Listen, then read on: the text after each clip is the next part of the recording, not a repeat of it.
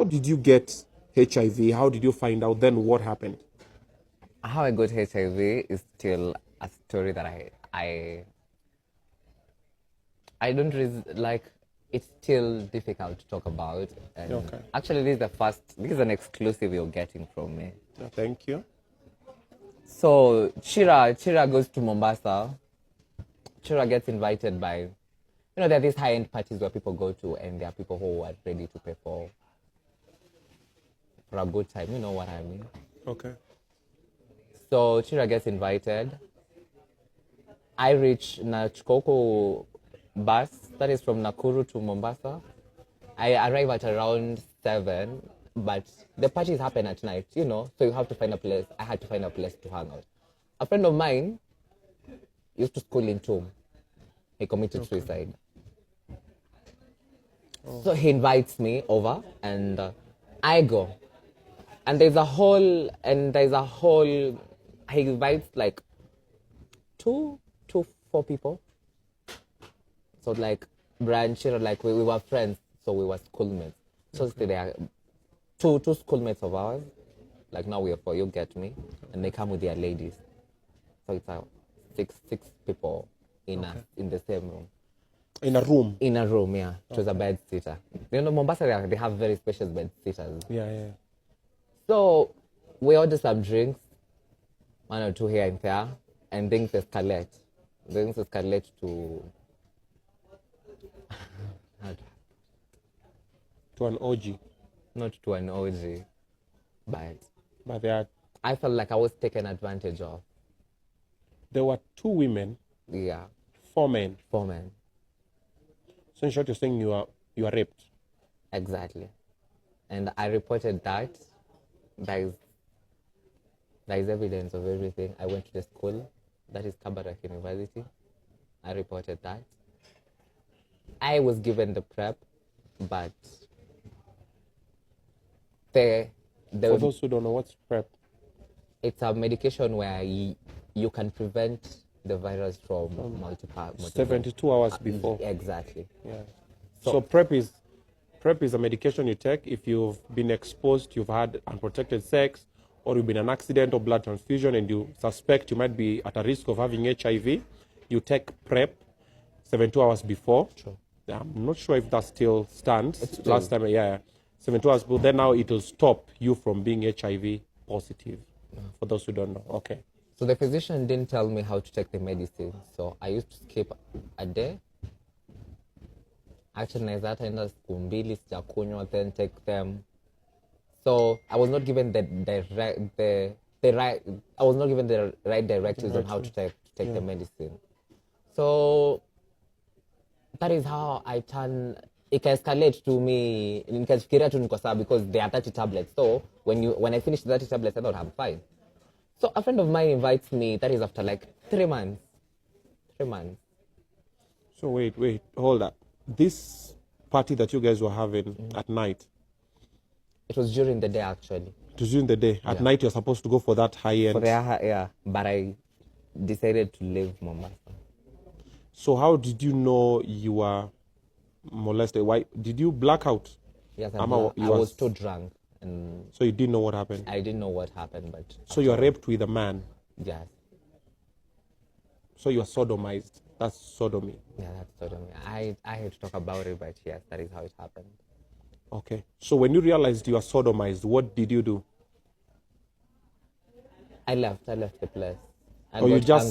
You got angry and left? I left. Were they remorseful? Were they sorry? Were they what? Yeah, they were so sorry because the guy really was worried about my mental health, and like, are you gonna be okay? Are you gonna be okay? No, are you gonna be okay? Because he was also too drunk. So it's like, I don't know how to put it. Okay.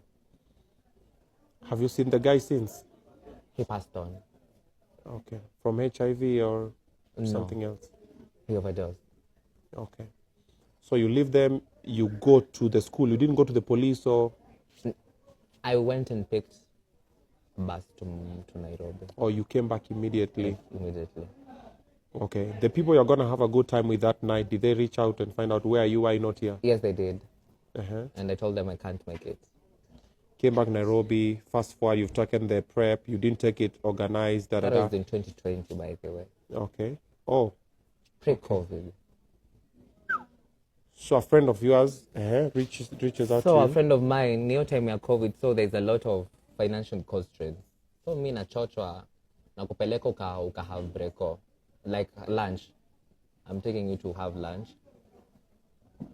I didn't know I was being taken to a VCT. Why was he taking? It was a he. Yeah. Why was he taken to a VCT? Why? What was the? Because they get paid. There's some stipends people get paid if you take a client to get tested. There are these organizations that do that. Yeah, you get 500 shillings if you. For real? Yeah. Wow, I didn't know. Yes. VCT used to be free and it's voluntary. Let me say this: the organizations that have come into like put more emphasis on people getting tested on HIV. So like they pay people to bring clients to the VCT. But VCT, the V is voluntary. That's true. Then the C is counseling, then testing. True. So, see, unajua ni kijana mdogo tu anatafuta hustle. I understood him. And I'm happy he took me there. I was so glad by there. After, if I look back and... Okay. Yeah. So we ukaenda kukula? Mimi nilikuwa naenda kukula. Kijana na message tuingia hapa kidogo kwa hospitali. That was in Kiambu Hospital, level 5. Tuingia hapa kidogo dakika moja niongeleshe rafiki yangu. And then I meet like a whole line of people. And then the nurse calls me. Kidogo. And then they start checking, you know how it goes. Have you ever been tested? Have you ever been? I'm like, ai, form ni gani? So because me I trust myself and I'm like, they took the prep, so I know I'm safe. And it just turns out it was positive. I was skeptical at the moment. I caused a scene, but she was like, hold up. Don't let other people, don't let your friends know that it has become, it is the other way, like you're positive. So we do 3 tests. All of them confirmed. There's the first one, the normal test, the second normal test, and then there's the confirmatory test. All of them come out positive. So it's true now, I'm positive. How did you leave that hospital? You must have felt crushed. I felt so crushed. And then I was like in the middle of a group of people. So like you have to smile, you just have to be there. But deep down, you know what is going on. You're dying. You're like, oh man, how? Why me? Why me? And then there's always that mentality of there are things that cannot happen to you because you're just you. Yeah. Sadly, that's what you think. Yeah, so like I used to think, Chira apate HIV aje. And then now it hits me, oh my, Chira, you're positive. I go home, I remember my cousin alikuwa anacheza football hapo nje. I met her, alikuwa amepika githeri na avocado. Then I was like, Shosho Hana, like she's lost her 2 daughters. She's only 1 daughter left. So imagine the depression she's going through and now having to take care of these 3 grandkids that you have. And now you tell her that you're positive, or I even give up on trying to become a better person. What will be the use of that? So that is when that same day I decided to like, bro, we gotta take this medication. We have to become better. We have to do everything to become positive and avoid a lot of stress. Okay, I've been depressed, yes, and I deal with it in so many ways, but yeah.